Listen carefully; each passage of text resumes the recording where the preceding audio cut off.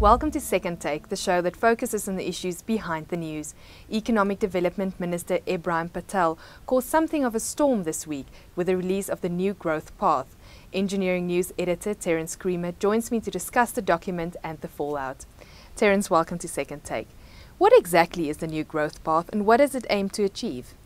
In essence, it's trying to put jobs at the very centre of economic policy, and it's a document that really looks at our economic policy trajectory between now and 2020.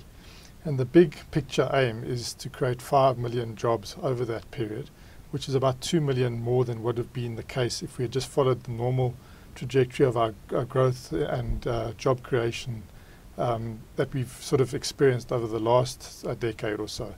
So it's trying to increase the jobs intensity of the South African economy, increase growth and the jobs intensity of that growth to create 5 million jobs, which would lower our overall unemployment rate, which is our biggest Achilles heel, from around 25% now, which is really unsustainable. And that's on the narrow-based definition of unemployment, to around 15% by 2020. There has been a lot of adverse commentary on the plan and suggestions that it shows there's a split in cabinet over economic policy.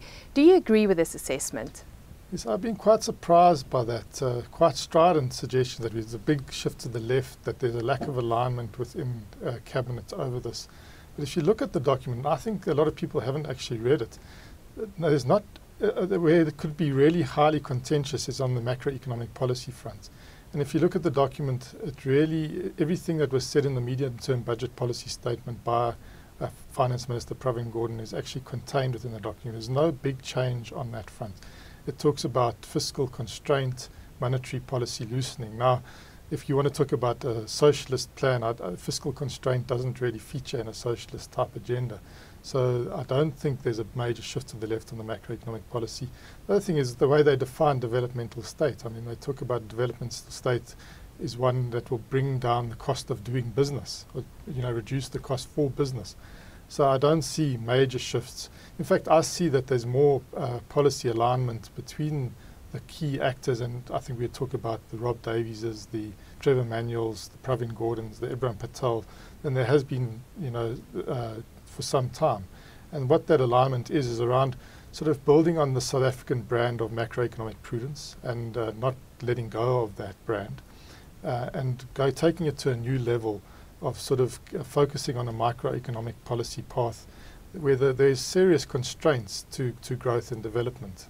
So looking at things like competition policy, looking at things about regional integration, looking at ways of lowering the cost of doing business in South Africa and focusing on key job-intensive areas around mining, agriculture, manufacturing, tourism. Yes, it does talk about lowering the rand or weakening the rand. And I think there's a lot of uncertainty as to whether that's really possible. But as a whole, I don't see that there's a lack of alignment between the cabinet partners reflected in this New Growth Path document. Do you think the shift in emphasis to microeconomic reforms is appropriate, and do you think it is implementable at this stage of South Africa's development? Yes, as I said to you earlier, this macroeconomic prudence is a brand that we want to build on. We can look at the rest of the world where such prudence was absent, and we can see that, there's really a lot of stress taking place in places like Europe, Greece, Ireland, the US itself, where, things were allowed to slip. So I think we're wanting to create that. We've got that platform in place. We're pulling it, we're restating this fiscal consolidation mantra, and we're going to try and use monetary policy to weaken the rand and lower the cost of doing business for South Africa, make us more competitive.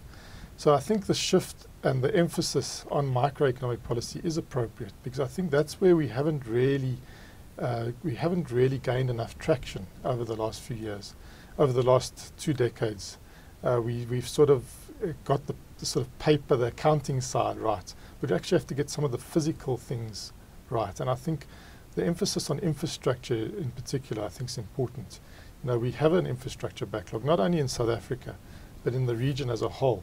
Now, if we take a regional perspective about addressing the backlogs in energy, water, roads and transport infrastructure, and we create try and create a jobs momentum around that, a momentum around manufacturing development around infrastructure inputs that can be serviced not only South Africa, the region, but maybe even other export markets. I think there is a lot, that is a low-hanging fruit, and I think we need to aggressively try and pursue that. Then the issue of competition policy, I think, we're just trying to build on the successes there. I don't think there's anything drastic. I think what was jarring in the document, I think it was about page 26, was this issue about salary moderation and caps. Now, even that, if you look at the way that's couched in the document, it's really an initial proposal for social engagement. It's not a, here we go, this is the remedy to all our social ills and to keeping inflation in check while we allow the rand to weaken. It's really about, let's have an engagement around what do all the social partners need to do to get this economy on a more, growing faster at the sort of 7% levels that people are talking about, as well as having a more labour-intensive growth path. So I don't see this as an overly ideological document. I see it as a fairly pragmatic attempt to put jobs front and centre of our economic policy trajectory for the next 10 years. Whether it's implementable, that's another question. I think we're going to have to really be focusing on building capacity in some of the line departments.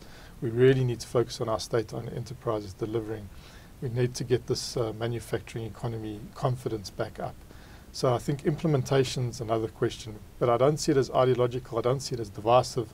I see it as creating the space for an interesting discussion in society, and it's actually a fairly pragmatic document from what I can see. Terence, thank you very much.